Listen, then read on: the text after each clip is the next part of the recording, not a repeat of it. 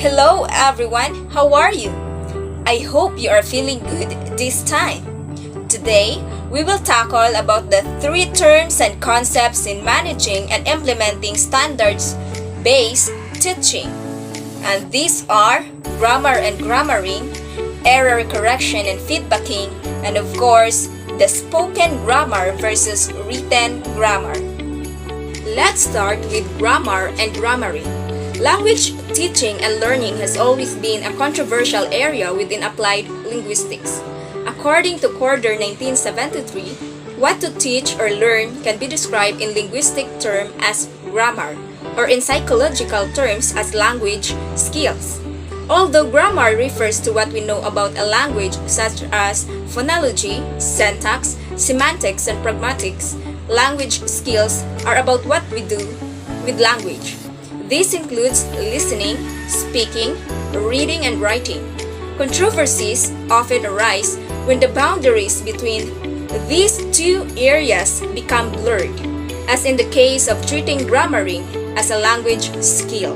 According to Larson Freeman, 2001, grammar is to be seen as a skill, not as a competence. That is, when we speak or write, we are always involved in doing grammar, whether consciously or unconsciously. Hence, this process of doing grammar is termed grammaring. Various authors have attempted to define the term grammaring differently. Larson Freeman says grammaring can be seen as a fifth skill. Her definition of the words is as follows: the ability to use grammar structures accurately, meaningfully, and appropriately. Although it was Larson Freeman who first used the term in her book, From Grammar to Grammaring, this term has gained several definitions in its subsequent use. According to Richards and Smith, 2002, grammaring is sometimes used to refer to the process by which language learners use grammar to create messages through grammaticalizing or adding grammar to a sequence of words to create finer meaning distinctions. The linguist Diane Larson Freeman proposed grammaring as an important process in second language acquisition. Grammaring emphasizes grammar as a dynamic process rather than a system of rules. From the definition stated, grammar is no longer conceived as a description of language or the native speaker's competence. Thus, a paradigm shift arose about the teaching and learning of grammar. The purpose behind is that teaching grammar is no longer the transmission of knowledge. Rather, teaching grammar is now performed to enable the students to use grammatical structures accurately, meaningfully, and appropriately. In this respect, Freeman 2001 further states that grammar teaching is not so much knowledge transmission as it is skill development. Thus, different activities have started to focus on developing such a skill. Next is error corrections and feedbacking. Errors are mistakes which we students cannot correct ourselves, and thus we need explanations from the teachers. When teachers respond to errors, that is what we call feedbacking. They help students to reshape their knowledge rather than telling them they are wrong. A feedback is composed of assessment plus the correction. Assessment can be done through tests, reports, marks, and etc. Harmer 1991 makes distinction between two different kinds of feedback, the content and form.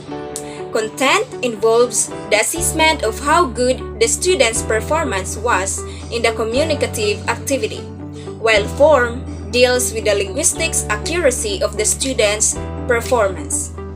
There are three techniques in correcting students' errors. The first one is self-correction. One example of this is repeating, asking a student, for example, to repeat his answer.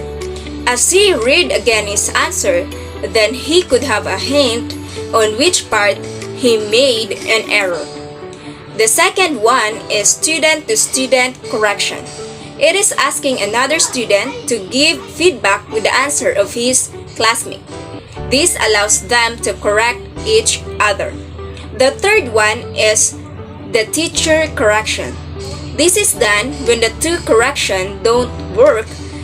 Then this is the time where the teacher interferes and corrects the student.